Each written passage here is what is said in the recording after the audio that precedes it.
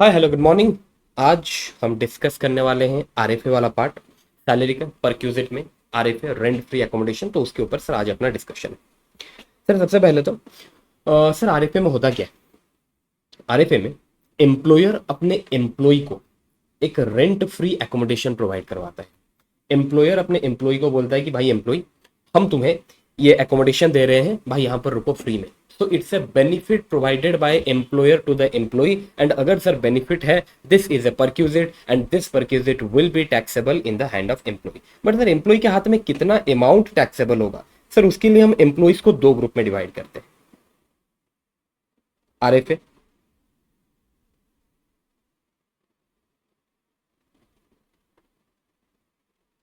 Sir अगर government employee है, sir government employee के हाथ में टैक्सेबल होने वाला है licence fee determined by government for such RFA. Government अपने गवर्नमेंट एम्प्लॉइज को जो रेंट फ्री एकोमोडेशन प्रोवाइड करवाता है, सर उस रेंट फ्री एकोमोडेशन का एक लाइसेंस फी गवर्नमेंट डिटरमाइन करके चलता है। और गवर्नमेंट उस एकोमोडेशन का जितना भी लाइसेंस फी डिटरमाइन किया है, that licence fee will be considered as RFA in the hand of this government employee. Sir ये लाइसेंस फी का मतलब क्या है? सर लाइसेंस फी मीन्स अगर गवर्नमेंट उन क्वार्टर्स को अपने एम्प्लॉइज को रहने के लिए ना दे के रेंट में लगाया होता, तो गवर्नमेंट को कितना रेंटल इनकम मिलता? That is your licence fee determined by the government and that licence fee is considered as RFA in the hand of government employees. Sir यहां पर तो सिंपल है। अब आते हैं प्राइवेट एम्प्लॉइज के ऊपर, और you can say other employees.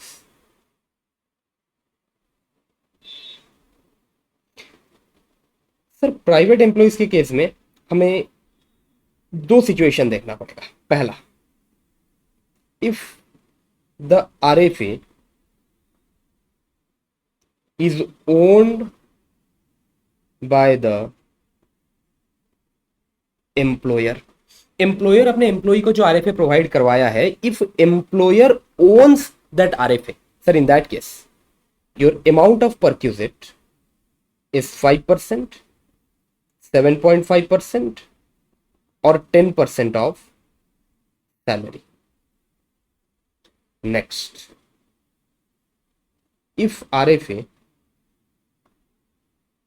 is hired by employed, employer अगर आरएफए को हायर बेसिस में ला रखा है और वहां पर अपने एम्प्लॉय को रहने के लिए दिया है, in that case your amount of perquisite is equal to 10% of salary और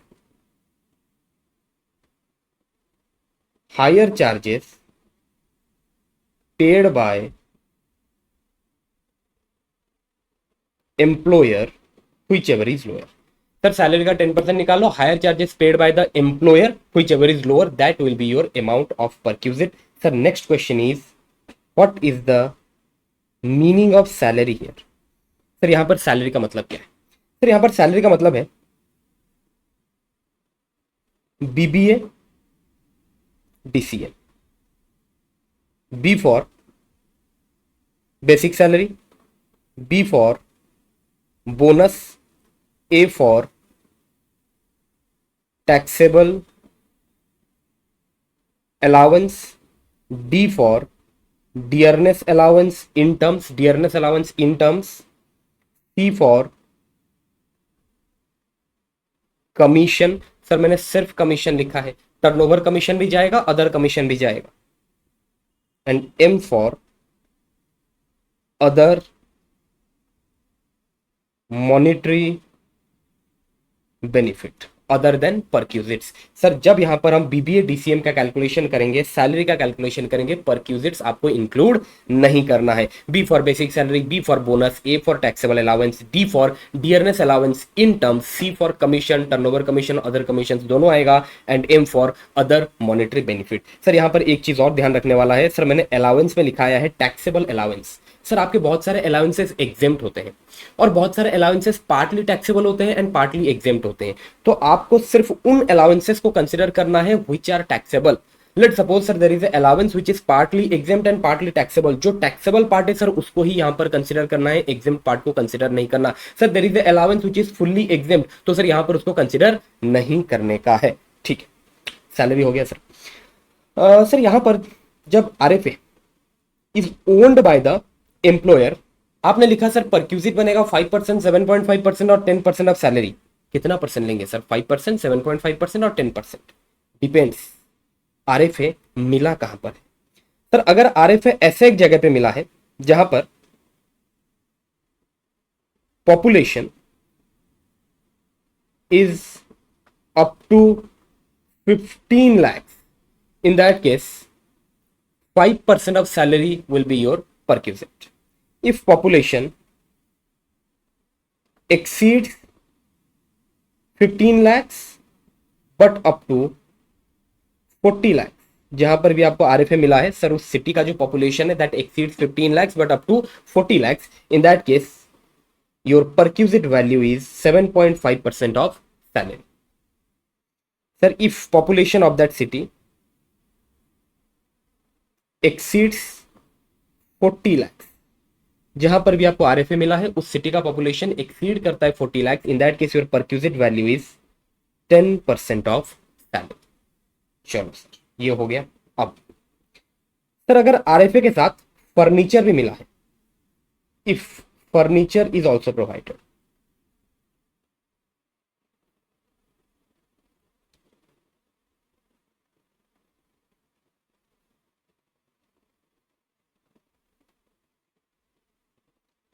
सर अगर फर्नीचर भी प्रोवाइड किया गया है sir this is use of movable asset. Employer employee को मूवेबल एसेट यूज करने के लिए दे रहा है, इन दैट केस सर आपका जो परक्यूजिट वैल्यू है it will be increased by 10% of cost per annum if furniture is owned by employer। Employer employee को जो फर्नीचर्स प्रोवाइड किया है, अगर एम्प्लॉयर उन फर्नीचर्स को खुद ओन करता है, इन दैट केस उन फर्नीचर के कॉस्ट का 10% ले लो per annum, 10% of cost per annum, that will be your amount added to the perquisite. Next sir अगर इन फर्नीचर्स को एम्प्लॉयर हायर बेसिस में ला रखा है और अपने एम्प्लॉइज को यूज करने के लिए दिया है, in that case amount that will be added to your perquisite is higher charges paid by employer। Clear है सर? ओके, यहां तक हो गया। नेक्स्ट सर आपने बोला सैलरी का मतलब बीबीए डीसीएम, बट कुछ ऐसे कंपोनेंट्स है जो आपको बीबीए डीसीएम के कैलकुलेशन में इंक्लूड नहीं करने। सैलरी के कुछ कंपोनेंट्स जिनको बीबीए डीसीएम के कैलकुलेशन में इंक्लूड नहीं किया जाएगा, स्पेसिफिकली मना किया गया है। Not to be included in BBA DCM. Sir ये जो बीबीए डीसीएम का कैलकुलेशन होगा it will be calculated on due basis, to be calculated on due basis means sir let's suppose previous year 25-26 में मुझे 12 मंथ्स का salary due हो गया और 12 मंथ्स का सैलरी मेरे को रिसीव भी हो गया। 1 लाख पर मंथ का मेरा सैलरी है, 1 लाख पर मंथ का मेरा सैलरी है। सर 12 मंथ का सैलरी ड्यू भी हो गया और 12 मंथ्स का सैलरी मेरे को रिसीव भी हो गया, but April 2026 next previous year का अप्रैल 2026 का जो 1 लाख रुपए का सैलरी है सर वो मैंने एडवांस में ले लिया इन मार्च 2026। सर अब जब मैं सैलरी हेड में सैलरी इनकम का कैलकुलेशन करूंगा सर, वहां पर तो मुझे 13 महीने का सैलरी कंसिडर करना पड़ेगा। क्यों सर? क्योंकि सर ये जो 12 महीने का सैलरी है सर, ये 12 महीने का सैलरी ड्यू भी हो गया, रिसीव भी हो गया, तो फिर सर ये तो टैक्सेबल होगा 12 लाख रुपया। 1 लाख रुपया पर मंथ के हिसाब से 12 लाख रुपया आपका टैक्सेबल होने वाला है। लेकिन जस्ट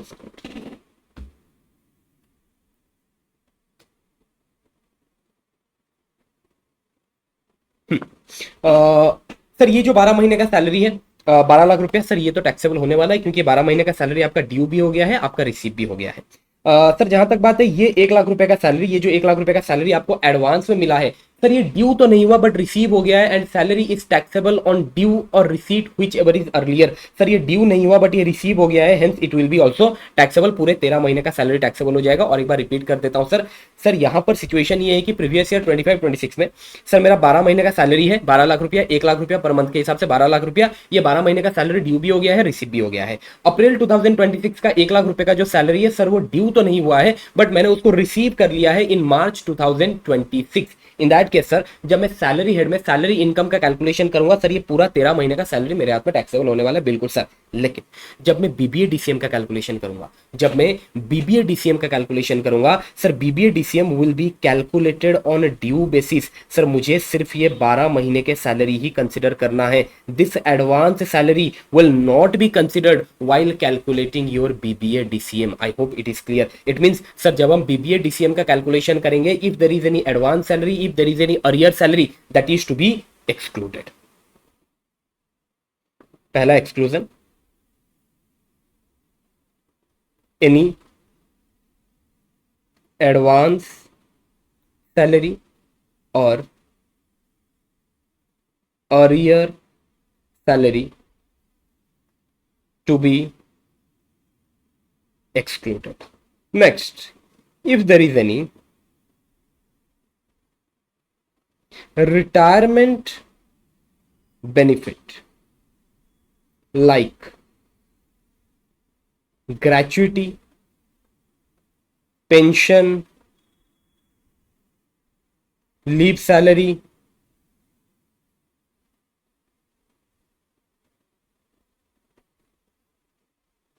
रेंट्रिचमेंट, कंपेंसेशन और वीआरएस। सर ये जो आपके रिटायरमेंट बेनिफिट्स वगैरह रहते हैं सर, इनको भी आपको इंक्लूड नहीं करना। रिटायरमेंट के टाइम आपको ग्रेच्युटी मिल रहा है, रिटायरमेंट के टाइम आपको पेंशन मिल रहा है, लीव सैलरी मिल रहा है, retrenchment, compensation, VRS, all this to be excluded. But ध्यान रखना सर, अगर gratuity and leave salary at the time of retirement मिल रहा है सर, उनको हम इंक्लूड नहीं करेंगे। बट अगर gratuity and leave salary during the employment मिल रहा है, बिल्कुल सर उनको इंक्लूड करेंगे, because it is a other monetary benefit. Gratuity, leave salary at the time of retirement sir include नहीं करना है, but gratuity and leave salary during the employment बिल्कुल सर उसको इंक्लूड किया जाएगा। Last one, employers contribution to PF and interest thereon. Employers contribution to PF and interest thereon sir, इसको भी आपको इंक्लूड नहीं करना है इन कैलकुलेशन ऑफ बीबीए डीसीएम। चलिए सर, बीबीए डीसीएम वाला पार्ट खत्म हुआ। नेक्स्ट सर, आपको BBA DCM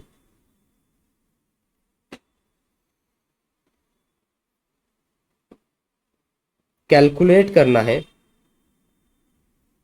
for the period during which RFA was occupied by employee। Sir जिस पीरियड के लिए एम्प्लॉई ने आरएफए को ऑक्यूपाई किया है सर, उस पीरियड का आपको बीबीए डीसीएम कैलकुलेट करना है। लेट सपोज प्रीवियस ईयर 25-26 में from 1 April 2025 to 31 March 2026 sir, for entire previous year RFA was provided to the employee. Employer अपने एम्प्लॉई को पूरे साल भर के लिए आरएफए प्रोवाइड किया था, बट एम्प्लॉई 1 अक्टूबर 2025 से लेके 31 मार्च 2026 तक आरएफए में रुकता है।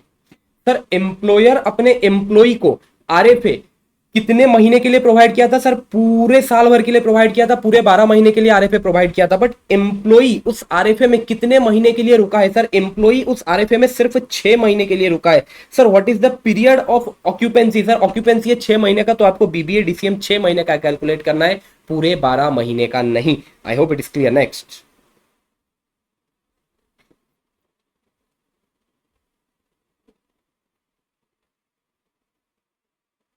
Next sir, there was a point regarding hotel accommodation. अगर एम्प्लॉयर अपने एम्प्लॉय को होटल एकोमोडेशन प्रोवाइड करवाता है sir, in that case the taxable perquisite will be 24% of salary.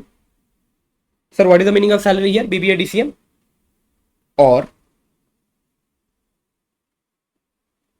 Higher charges of hotel paid by employer, whichever is lower, that will be your taxable perquisite for hotel facility. Hotel facility provided by the employer to the employee, 24% of the salary, higher charges paid by the employer, whichever is lower. But अगर ये hotel facility provide किया गया है to the employee on account of transfer, on account of transfer, अगर employer अपने employee को hotel facility provide करवाता है for a period of 15 days, sir in that case no perquisite will be taxable. It means sir employee एक जगह काम करता था, एम्प्लॉय का एक सिटी से दूसरे सिटी में ट्रांसफर होता है। अब जहां पर भी नए सिटी में उसका ट्रांसफर हुआ सर, वहां पर घर ढूंढने में उसे थोड़ा टाइम तो लगेगा ना। तो एम्प्लॉयर अपने एम्प्लॉय को बोला कि भाई ये काम करो, तुम्हारा जिस भी नए सिटी में ट्रांसफर हुआ है ना, वहां पर तुम 15 दिन के लिए एक होटल में रुक जाओ और 15 दिन के अंदर तुम अपने लिए घर ढूंढ लेना और फिर वहां पर शिफ्ट हो जाना। तो ऑन अकाउंट ऑफ ट्रांसफर अगर एम्प्लॉयर अपने एम्प्लॉय को होटल फैसिलिटी प्रोवाइड करवाता है for a period of 15 days, sir in that case no perquisite will be taxable. लेकिन अगर सर 15 दिन से ज्यादा हुआ, in that case that will be taxable as perquisite. Okay,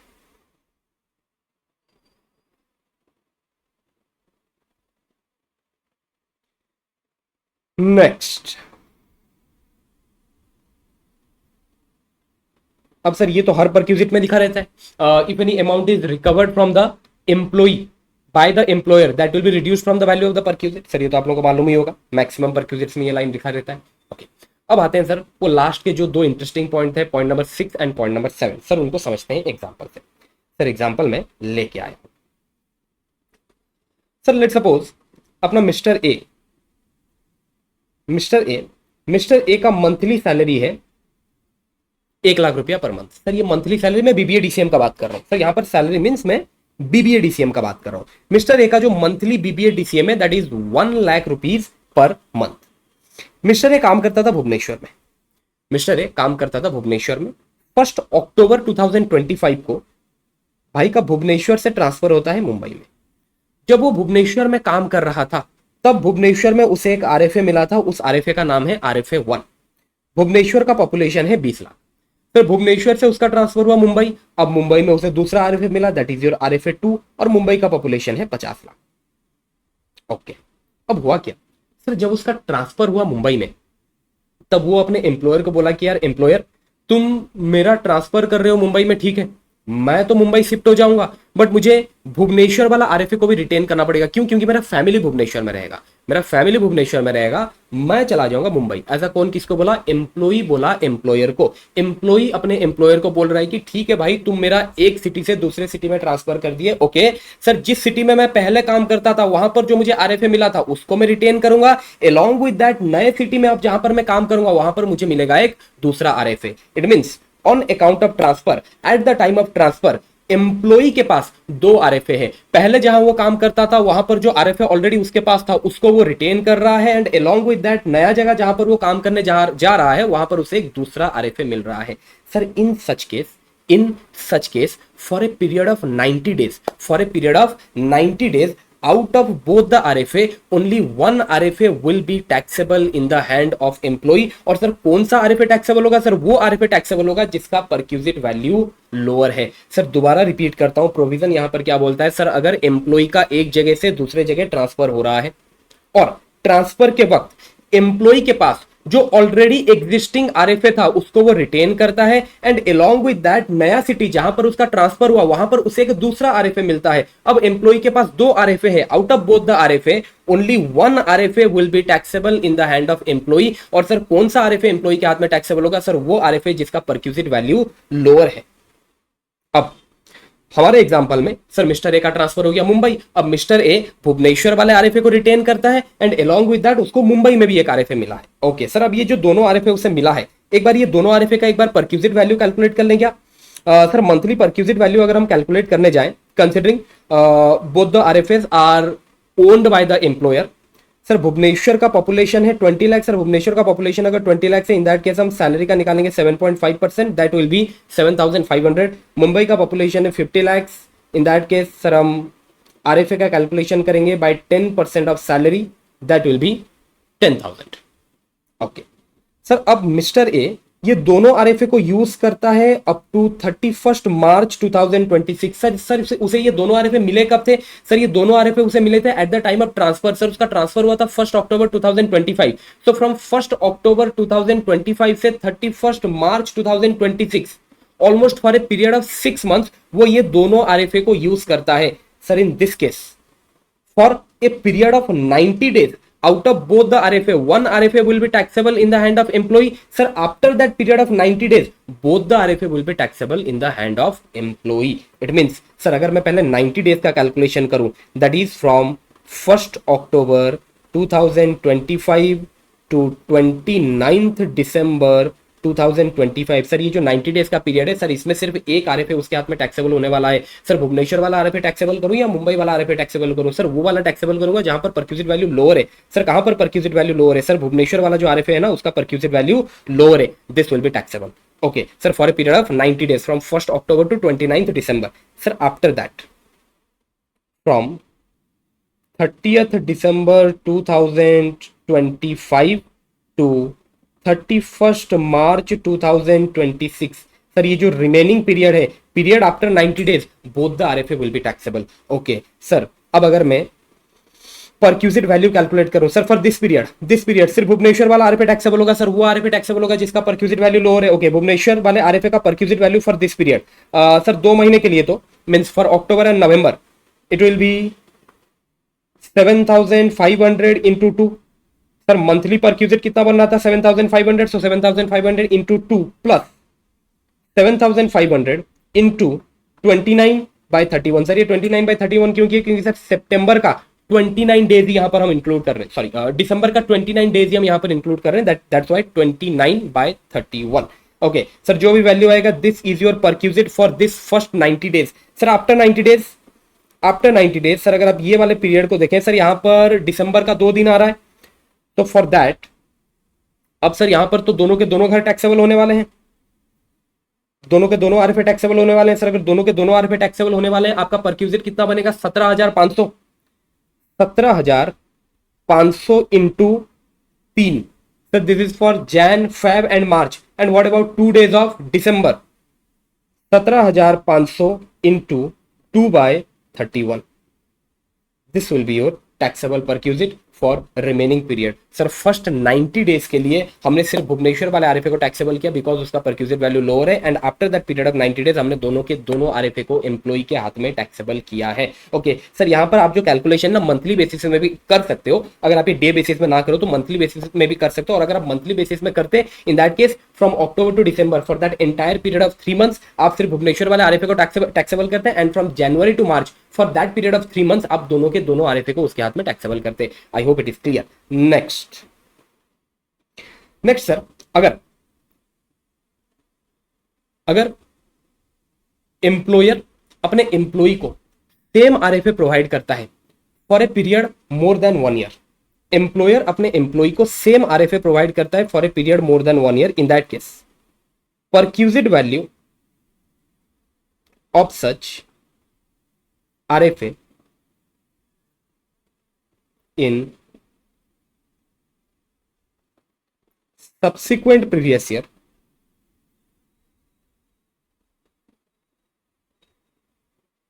cannot exceed the perquisite value of such RFA in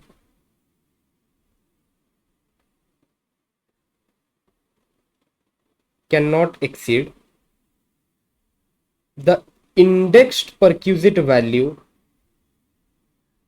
of such RFA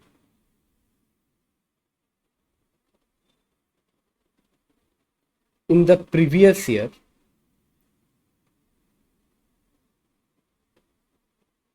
in which RFA was provided for first time. क्या हुआ sir यहाँ पर? Sir अगर employer अपने employee को RFA provide करता है, same RFA provide करता है for a period more than 1 year, in that case perquisite value of such RFA in current previous year or you can say subsequent previous year cannot exceed the indexed perquisite value of such RFA in the previous year in which RFA was provided for the first time। Sir जिस previous year में RFA पहली बार provide किया गया था उस वक्त आपका जो भी perquisite value आया था सर उसका इंडेक्सेशन करो। ओके, अब करंट ईयर का जो perquisite value है that cannot exceed that indexed perquisite value। I hope it is clear। But यहाँ पर एक चीज आपको ध्यान रखना है सर, यहाँ पर जो हमने लिया है ना previous year in which RFA was provided for the first time, previous year in which RFA was provided for the first time, this cannot be earlier than previous year 23-24। previous year in which RFA was provided for the first time sir ये previous year 23-24 या फिर उसके बाद वाले previous year होंगे। previous year in which RFA was provided for the first time this cannot be earlier than previous year 23-24। Okay sir एक बार ये calculation करते हैं।